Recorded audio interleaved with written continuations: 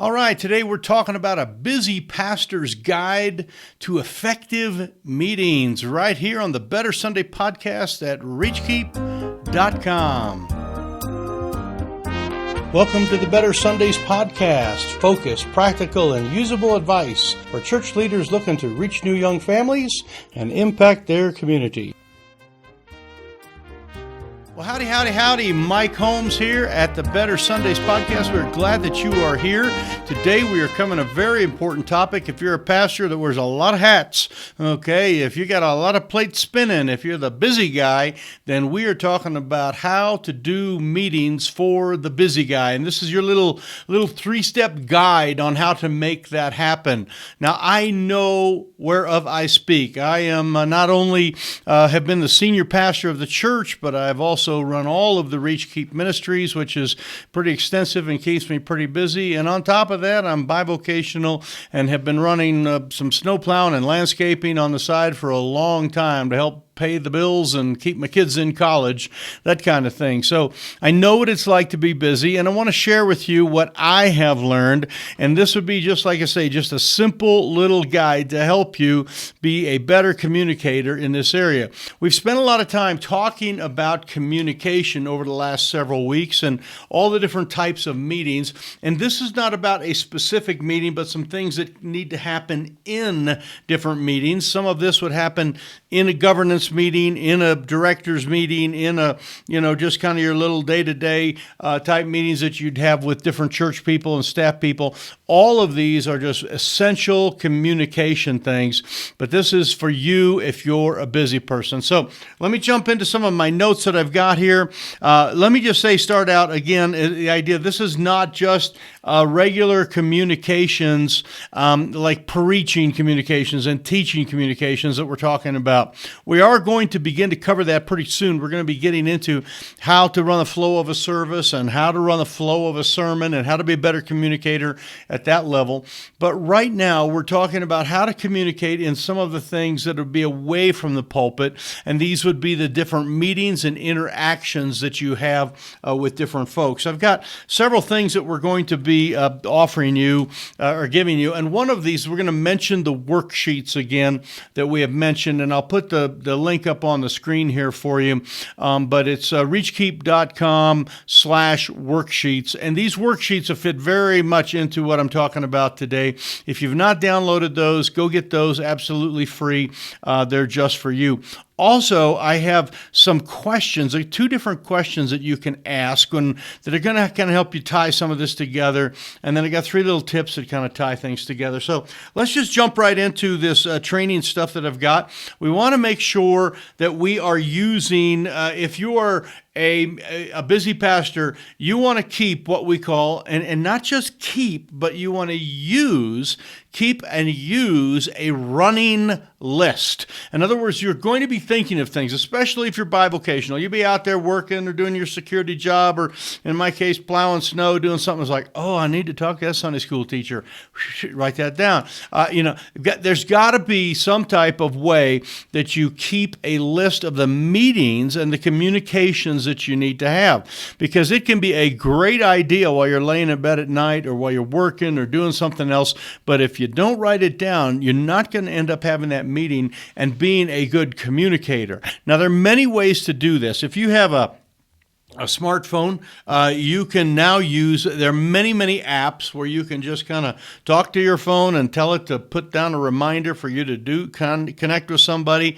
I have a little program that I use called Things, and I don't know if it's available on all the platforms, Androids or not. I have an iPhone, but I have a program that it's just called Things, and I have stuff that almost every day I go in there, hit the little plus button, and add a meeting that I need to have, a church meeting, a Reach Keep meeting, something that has to do with some of my bivocational work. But I write those down and I put those there so that when then I go into the the meeting, I can go back and look at that and keep that. As I've mentioned, I'm not a real good to-do list keeper, okay? And so this is a struggle for me, but using that works really well. Another thing you can use are the worksheets we've talked about, and keep a notebook. If you have a bigger notebook, sometimes it's like you don't lose it, and it's not a scrap of paper or something bigger, but you can keep this running list, and then you use the running list. In other words, you get those meetings get done.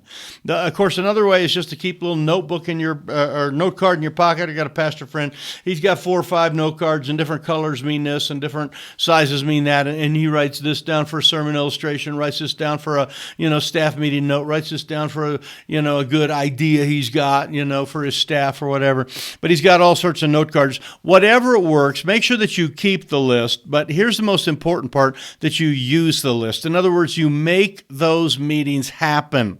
And I want to move right into the number 2 thing on how to make those meetings happen. If you have on your list 6 meetings that you need to have happen on a Sunday or over a weekend, you may not be able to have the full extent of the meeting, the lengthier meetings. Some of them are longer and take longer, but you can do what I call, this is kind of my number 2 tip, is you can do kind of a little stand-up, okay? We've all heard of stand-up comedy kind of stuff, but this is kind of a stand-up focused meeting, and this is where you are going to unload your list. In other words, you're going to meet with each of those people, and you're going to touch base with them and let them know that you have this topic. You can meet with Mrs. McGillicuddy, and you can say, just let you know, I ordered that sheet music that you asked for.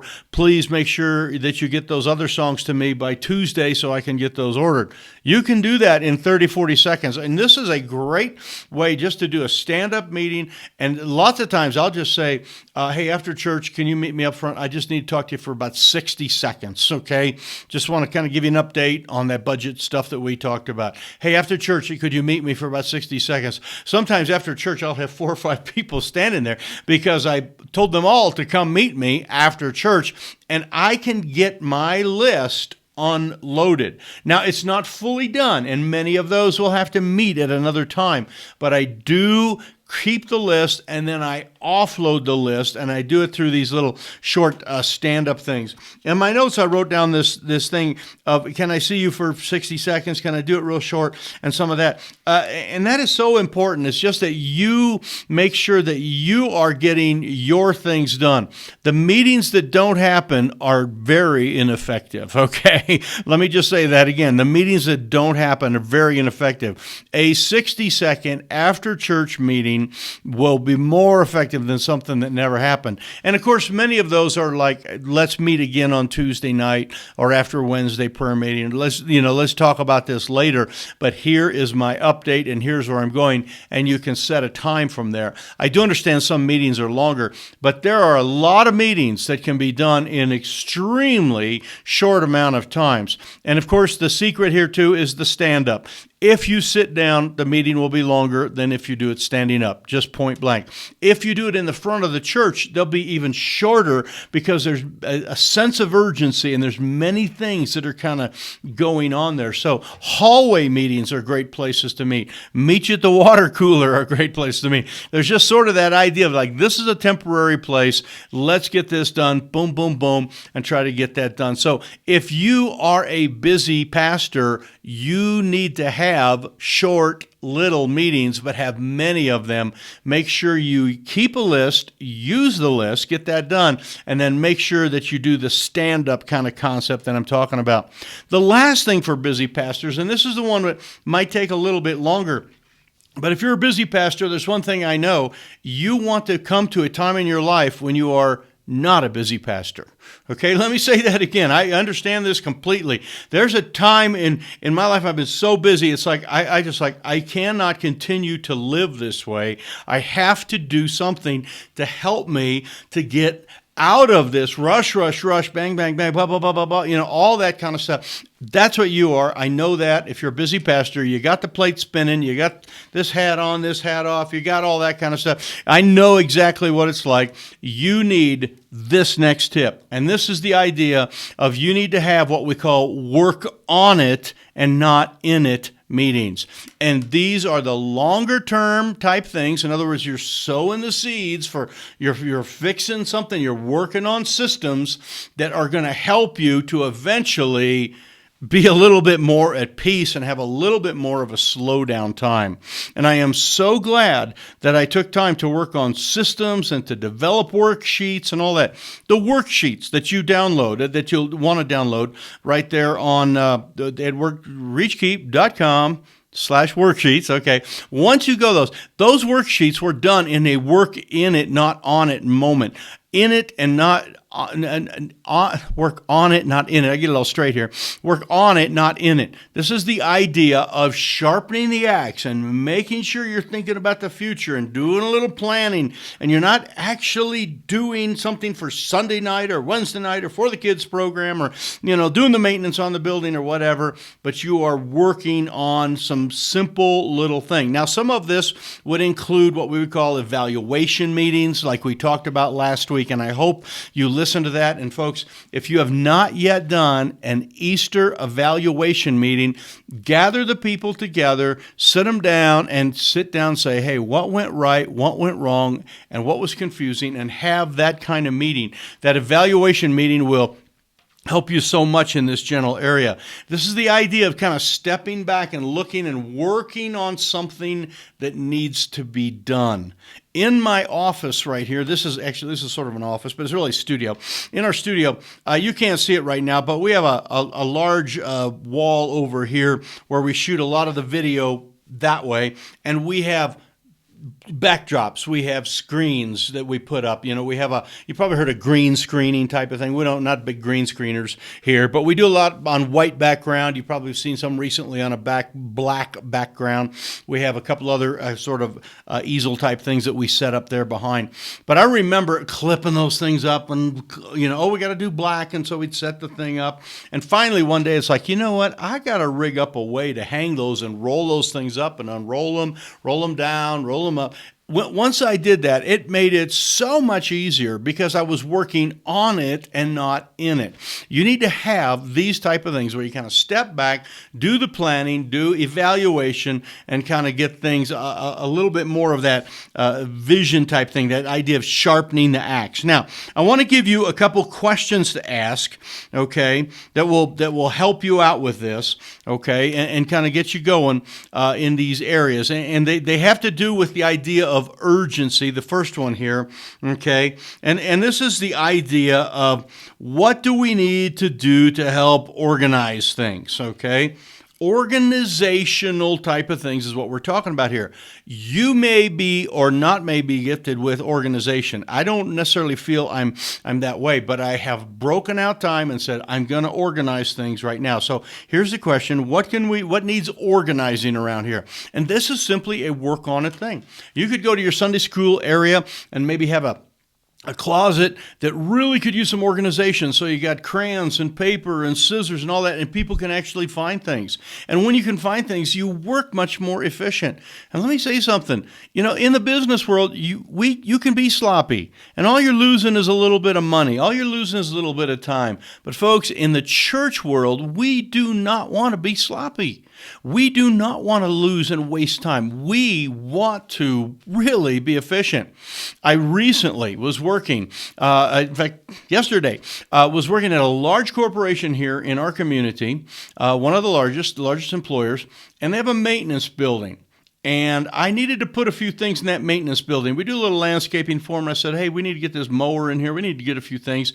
And the maintenance building over the winter is totally packed with stuff. And so much of it is just thrown on the ground, tools laying over here, pliers over there, sledgehammer over there, junk over there. They had all these nice leftover carpet squares from a project. Those would have been thrown in there and then fell on the ground, and everybody walked on them with muddy boots. They've all been ruined, all sorts of stuff. You know what? What they're going to do to fix all that? They're just going to spend more money, okay? They're just going to get some of that. They're just going to throw a little bit more money at that problem. But you and I in the local church cannot afford to be sloppy. We cannot afford to be unorganized. We have to take time to work on it and not in it. Think of the future. Think of those classes that are coming up. And by the way, these things are never urgent. There's no urgency to get your Sunday school room all cleaned up or to redesign your offering envelope or to straighten up that one file, cabinet that's really got all sorts of stuff just got tossed in it. There's no urgency to it, but is it important? Yes, because as a busy guy, you don't want to be busy for the rest of your life. And this is part of your little guide to do that, is to work on it and not in it. Let me give you now the second question, and this is one that really helpful for me, and this is a very practical one, and this has to do with the size of your church, and it helps us to frame the kind of the work on it stuff that is coming out there. There's going to be coming towards you.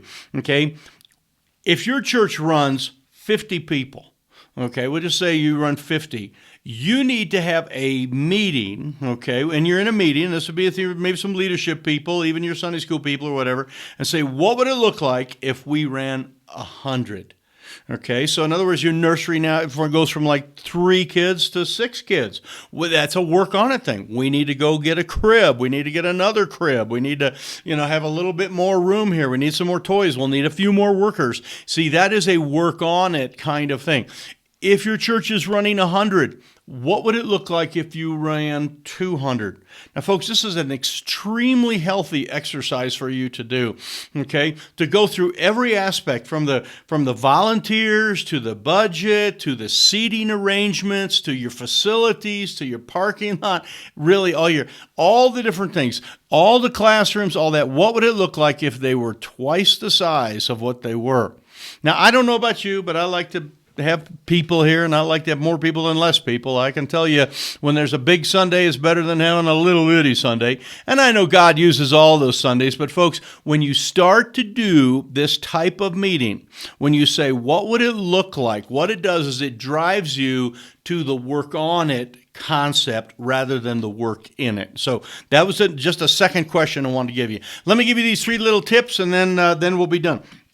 Number one tip that I have that has helped me very much is to listen to management tapes or do books together that would help you kind of grab hold of things. I want to show you a book that has been a tremendous help to me, okay? 7 Practices of Effective Ministry, okay? Andy Stanley, Reggie Joyner, Lane Jones. Don't agree with everything they do. No, I don't agree with anything anybody. In fact, I don't even agree with myself sometimes, if you know what I'm saying. But there are some tremendous things in here, and these are all on audio. And what I do is I have my staff, and we will listen to 5 minutes of some of that, and then we'll stop it and go, oh, that's such a good point. We need to talk about, that particular thing they deal with goal setting and teaching and outsider view and this work on it, not in it kind of concept really we gleaned from them. They deal with all sorts of good stuff. So we listen to 5 minutes, and then we discuss it. Then we start the tape player again or CD, whatever you're listening to it on. Start it again. Talk another 5 minutes. Oh, better stop it. Whoa, get some good comment. Sometimes it's taken us, they have like little 30-minute sections of these. It takes like 3-4 weeks to just get through them because we've spent so much time listening to this is a work on it, because you are now with your staff and your Sunday school people, you're sharpening up and you're figuring things out. And it's not just like, oh, where's the curriculum for this weekend? And I'm going to need 7 pairs of scissors for this next class I have. Those are the in it type of things. You need to work on it. So I wrote this down. Listen to management books on tape or on YouTube. I have pastors that play this. I mean, our YouTube videos, our podcasts that we do, many pastors take little sections of it, and feel free to do this. I mean, it's not copyrighted or anything. It's just right here on YouTube. You can grab this, or on our podcast, iTunes, wherever you listen to this. Just grab a little section. Say, I want to listen from the 2-minute mark to about the 4-minute mark. Holmes had really something good to say there, and you play that for your people, and they listen to it, and then you work your way into a discussion on things, and that is a great way to do it. Tip number 2, okay? is the work on it, not in it kind of stuff. You can start with very small things. This is a very good way to get going. Rather than saying, oh, we need to work on the annual budget or the master plan for the entire building, what we're going to look like 5 years from now. Those are big things, but they can be very small. You can just say, I'm going to work on that filing cabinet over there for the next 30 minutes. I'm going to take time to work on it. I'm going to redesign the offering envelope so all the little squares are what we are really gathering money for. Okay? Very simple things like that. You can do very small things right off the bat. And the last little tip that I have is to work on your systems. Okay? Work on your systems and thinking through what your systems. Every church has systems. You have a discipleship system. You have a giving system. You have a what we call an assimilation system to bring people in. And I'll give you a good resource. There's a guy, and again, don't agree with everything he says, but his name is Nelson Searcy. He's got a big church over in New York somewhere. His church planner started from zero. Okay, I like these guys that start with zero and go take it from there. But Nelson started with zero, but he also has a tremendous amount of resources that deal with systems and how to sharpen up your systems. And kind of thinking systemically is what will help you. Now, all of those things are for you. Let me review real quick and then give you that link again. Make sure you use and not just keep, but you use that running list, and that running list then gets unloaded in a stand-up type meetings. Those two kind of tie together. The work on it thing here is a little bit longer, and that is that you do not want to be the busiest pastor in the world and run yourself into the ground, and you have to take time to sharpen the axe and to do the planting and to step back and to do the vision and to read the books and to listen to the podcasts, and I'm encouraging you to do that. If you need the links for that, worksheets.com. Those worksheets came right out of this type of meeting. Those will be helpful for you. I'll also put up a link to the book here so you can find that. But this is Mike at the Better Sundays Podcast, reachkeep.com. We're here for you. If you have any questions or any comments, leave those below, and we'll take it from there. If this has been helpful for you, do me a favor. I am working really hard to get 1,000 subscribers, and it is a challenge to get there. We crossed the 500 mark, and we're marching forward, so go ahead and hit that subscribe button, and that'll make my little heart flutter, okay? I appreciate it so much. Hit the thumbs up that's been good, and share this if this has been good. Tell your friends that you heard something good at reachkeep.com. So God bless you. We'll see you next week.